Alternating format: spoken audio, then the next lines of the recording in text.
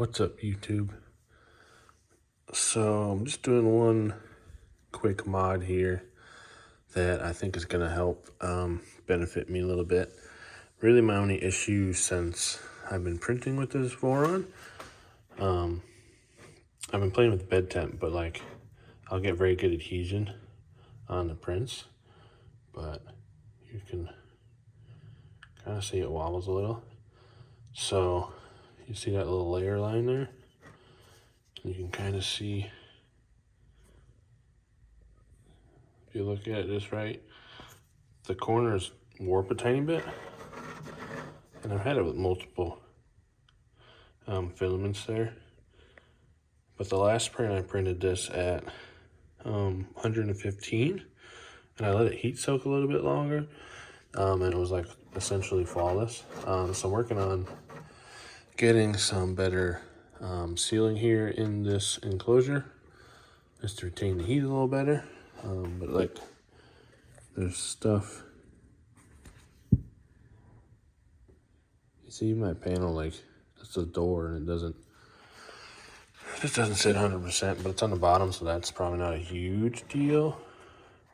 But what I'm gonna do is I printed this mod here, which is gonna go on the back side in here. I'm taking this off, and I'm gonna delete this entire exhaust fan housing, which I really hadn't used anyway, and I was going to intend to try to blow the air out the window, just because I was a little sensitive to ABS fumes. But we're just gonna seal it up tight in hopes of keeping as much chamber heat in here as I can. And then I guess we're gonna do the Nevermore filtered, and then go that route. So yeah, just a little update there. So even with this part on here, you had to put kind of these spacers in here. Well, I was noticing there's still kind of a gap there. You can see like the natural shape of this back panel.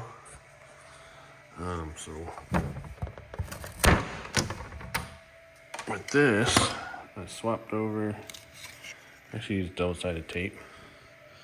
So we're gonna slide that in there. And we're gonna get a better tight seal there too, once I find the right size bolts to put in that. That's pretty solid. And then just swap over my little coupler there, and get back to printing.